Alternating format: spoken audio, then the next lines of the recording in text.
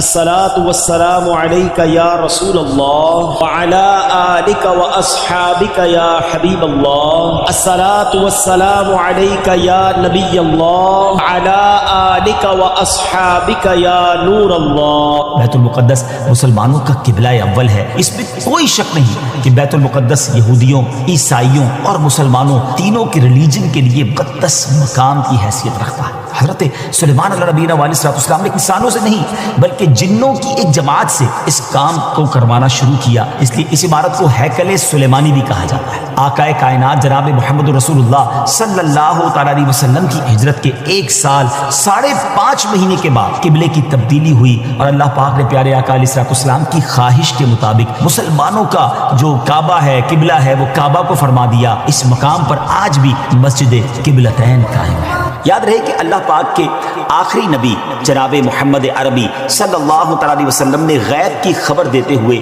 اپنی امت سے ارشاد فرمایا کہ قیامت سے پہلے 6 چیزیں گن کر رکھو۔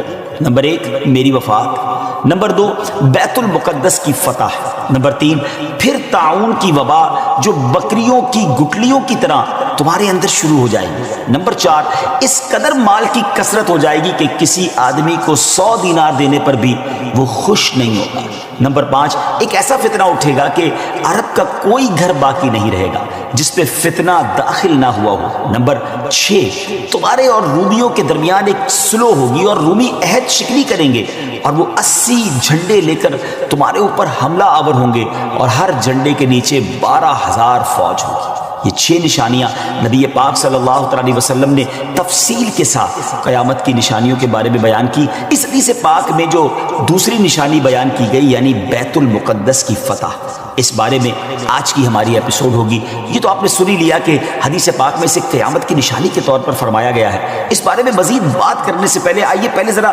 بیت المقدس کے بارے میں کچھ سنتے ہیں کہ یہ کس جگہ کو کہا جاتا ہے اور اس کی تاریخ کیا ہے۔ بیت المقدس مسلمانوں کا قبلہ اول ہے۔ یہ فلسطین کے شہر القدس میں واقع ہے۔ بعض نے اس شہر کو بھی بیت المقدس کہا ہے۔ اس کو القدس کا نام کیوں دیا گیا، اس کے بارے میں حکیم الامت مفتی احمد یار خان نعیمی رحمۃ اللہ تعالی لکھتے ہیں کہ چونکہ اس زمین میں حضرات انبیاء کے مزارات بہت ہیں اس لیے اسے قدس کہا جاتا ہے۔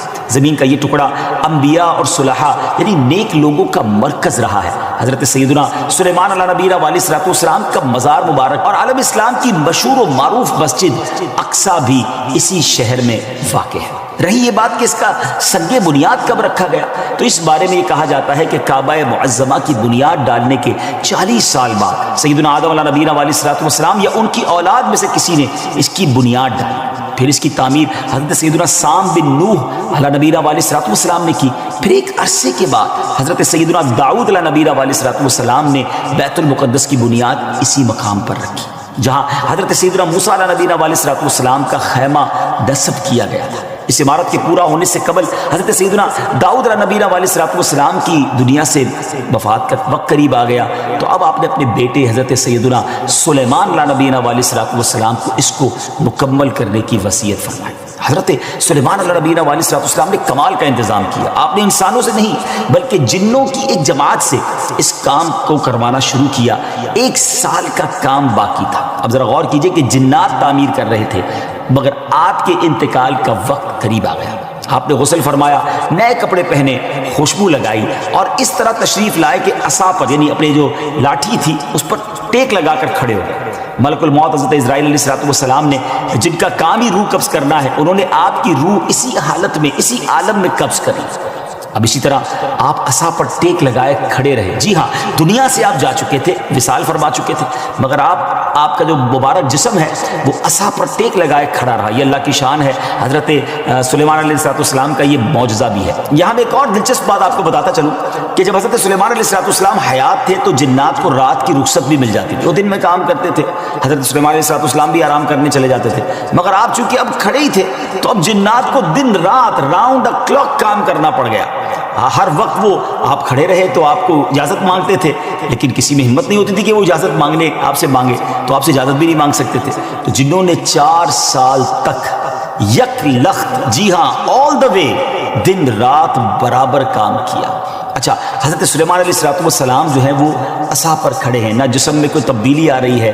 اللہ اکبر. یہ بھی اللہ کے نبی کی شان دیکھی. اس کی تعمیر کی تکمیل چونکہ حضرت سلیمان علیہ السلام کے زیر نگرانی ہونی تھی، اس لیے اس عمارت کو ہیکل سلیمانی بھی کہا جاتا ہے. بیت المقدس کی روشنی کا انتظام بھی نرالے انداز میں ہی کیا گیا تھا. وہ اس طرح کہ حضرت سلیمان علیہ السلام نے بیت القدس کی مسجد کو سنگ مرمر سے اور ہیروں، موتیوں اور یاقوت سے بنوایا، اور بیت المقدس کے گنبد کے سرے پر کبریت احمر، یہ سرخ گندک جی تھی، اس کا اہتمام کیا.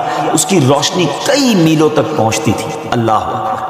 اچھا ناظرین، جیسے اس کی تعمیر کا وقت پورا ہونے لگا تو اللہ کی شان دیکھیں کہ آپ کے اس عصا کو، اس لکڑی کو دیمک نے کھایا اور آپ کا جسم زمین پر تشریف لایا. پھر لوگوں کو بھی پتہ چلا اور جنات کو بھی پتہ چلا کہ حضرت سلیمان علیہ السلام دنیا سے جا چکے ہیں. سبحان اللہ. اتنی شاندار یہ عبادت ہے. بیت المقدس کی خدمت کے لیے کثیر خادمین حاضری دیتے رہتے. ایک وقت ایسا آیا کہ حضرت سیدنا زکریا علیہ نبی علیہ السلام کے مبارک زمانے میں بیت المقدس کے خدام کی تعداد 4000 تھی، اور خدام کے 27 یا 70 سردار تھے جن کے امیر سیدنا زکریا علیہ نبی علیہ السلام تھے.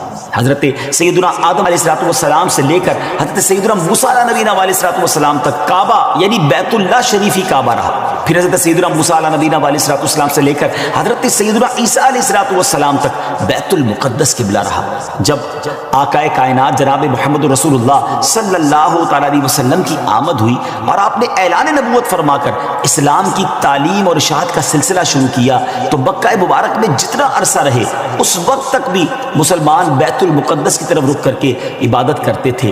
پھر نبی پاک علیہ السلام نے مدینے کی طرف ہجرت فرمائی، اور ہجرت کے بعد مدینہ منورہ میں بھی مسلمان 16 یا 17 مہینے تک بیت المقدس کی طرف رک کر کے نمازیں پڑھتے رہے. ہجرت کے 1 سال 5.5 مہینے کے بعد 15ویں رجب پیر کے دن مسجد بنی سلمہ میں نماز ظہر کے درمیان قبلے کی تبدیلی ہوئی، اور اللہ پاک نے پیارے آقا علیہ السلام کی خواہش کے مطابق مسلمانوں کا جو کعبہ ہے، قبلہ ہے، وہ کعبہ کو فرما دیا، اور اب مسلمان کعبے کی طرف رک کر کے نماز ادا کرنے لگے. اس مقام پر آج بھی مسجد قبلتین قائم ہے. حضرت سلیمان علیہ السلام کے بعد بنی اسرائیل کے زوال کے ساتھ ہی بنی اسرائیل 2 حصوں میں منقسم ہو گئے، تقسیم ہو گئے. ہیکل سلیمانی کی عزت میں بھی کمی آ گئی. ویسے تو ہیکل سلیمانی پر کئی حملے ہوئے، مگر ایران کے بادشاہ بخت نصر نے جو فلسطین پر حملہ کیا تھا اس میں ہیکل سلیمانی کو مکمل طور پر مسمار کر دیا اور بڑے پیمانے پر یہودیوں کا قتل عام کیا. تورات جلا دی گئی، اور اس وقت یہودی غلاموں کو دریائے فرات کے کنارے آباد کیا گیا، اور انہوں نے اس بستی کا نام تل ابیب رکھا. اس کے بعد ایران کے پہلے کسرا خسرو نے یہودیوں کو واپس فلسطین جانے کی اجازت دے دی. تب وہ جنوبی فلسطین میں آ کر آباد ہوئے اور ہیکل سلیمانی کی اثر نو تعمیر کی، مگر یہ تعمیر بھی زیادہ عرصے قائم نہ رہ سکی، اور 70 عیسوی میں روم کے بادشاہ توتس نے ایک مرتبہ پھر ہیکل سلیمانی پر حملہ کیا، اسے مسمار کر دیا اور یہودیوں کو فلسطین کے جنوبی حصے سے بھی نکال دیا. یوں فلسطین مکمل طور پر یہود سے خالی ہو گیا تھا. حضرت عمر فاروق رضی اللہ تعالیٰ عنہ کے عہد خلافت میں جب فلسطین فتح کیا گیا اس وقت وہاں عربی النسل قبائل آباد تھے. اسلامی لشکر کے سپہ سالار سیدنا ابو عبیدہ بن جراح رضی اللہ تعالیٰ عنہ نے فتح یرموک کے بعد اسلامی لشکر کے ساتھ آپ دمشق آ چکے تھے. آپ نے اپنے اصحاب سے مشورہ کیا کہ قیصاریہ روانہ ہو یا بیت المقدس. حضرت سیدنا معاذ بن جبل رضی اللہ تعالیٰ عنہ کے مشورے پر عمل کرتے ہوئے سیدنا فاروق اعظم رضی اللہ تعالیٰ عنہ کی بارگاہ میں ایک مکتوب روانہ کیا گیا، دونوں شہروں میں سے کس شہر کا انتخاب کیا جائے. سیدنا فاروق اعظم رضی اللہ تعالیٰ عنہ نے جلیل القدر صحابہ کرام علیہ رضوان سے جب مشورہ کیا تو مولا علی شیر خدا کرم اللہ تعالیٰ وجہ الکریم نے فرمایا کہ اے امیر المومنین، آپ اسلامی لشکر کو بیت المقدس کی طرف روانگی کا حکم دیں. وہ پہلے بیت المقدس کو فتح کرے پھر قیصاریہ کی طرف جائیں، کیونکہ رسول پاک علیہ السلام نے پہلے مجھے بیت المقدس کی فتح اور بعد میں قیصاریہ کی فتح کی خوشخبری دی تھی. یہ سن کر سیدنا فاروق اعظم رضی اللہ تعالیٰ نے فرمایا اے ابو الحسن، آپ نے سچ کہا. پھر سیدنا ابو عبیدہ بن جراح رضی اللہ تعالیٰ کی طرف پہلے بیت المقدس اور پھر قیصاریہ روانگی کا حکم لکھ کر روانہ کر دیا. ڈیئر ویورز، ہے نا بڑی عجیب داستان، بڑی ایمان افروز داستان۔ سیدنا ابو عبیدہ بن جراح رضی اللہ تعالیٰ عنہ کو جیسے ہی امیر المومنین کا مکتوب ملا، آپ نے روزانہ 5000 مجاہدین لشکر بیت المقدس روانہ شروع کر دی، یعنی 5000 مجاہدین ڈیلی روانہ ہوئے۔ بیت المقدس کا جو قلعہ تھا، جو فورٹ تھا، وہ بڑا مضبوط تھا۔ رومیوں نے یرموک کا حال سن کر پوری تیاری کر رکھی تھی۔ اسلامی لشکر کے جاتے ہی انہوں نے قلعے کا محاصرہ کیا، اس کو سراؤنڈ کر لیا۔ حضرت ابو عبیدہ بن جراح رضی اللہ تعالیٰ کے حکم سے روزانہ اس فورٹ پر، اس قلعے پر حملہ کیا جاتا۔ 11 دن تک حملہ کرتے رہے، مگر کوئی خاص پیش رفت نہ ہوئی، کوئی پروگرس نہ ہو رہی تھی۔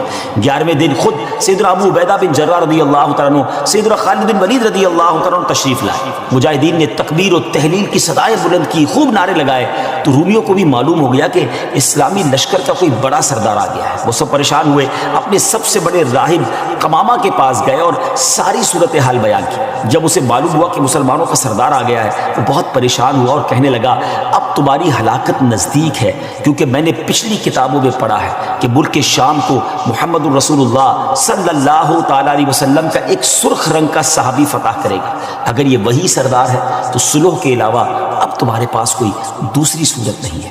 پھر وہ اسلامی لشکر کے سپہ سالار کو دیکھنے کے لیے قلعے کے دیوار پر آیا، سیدنا ابو عبیدہ بن جراح رضی اللہ تعالیٰ کو بلایا۔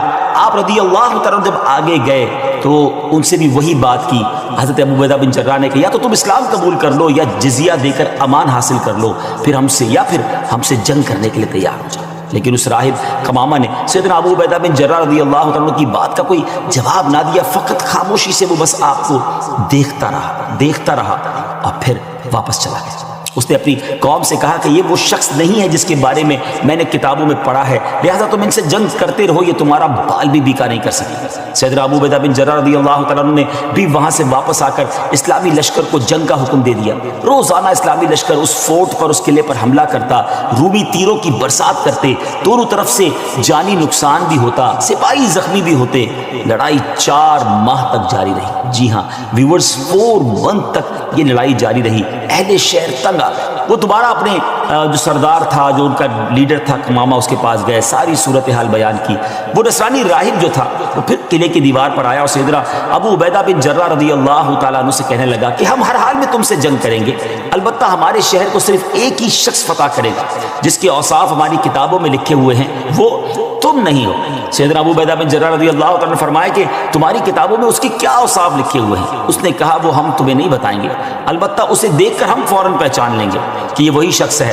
ہاں اگر تم اس کا نام جاننا چاہتے ہو تو ہم اس کا نام بتا سکتے ہیں۔ اللہ اکبر، ان کی کتابوں میں اس صحابی کا نام بھی موجود تھا۔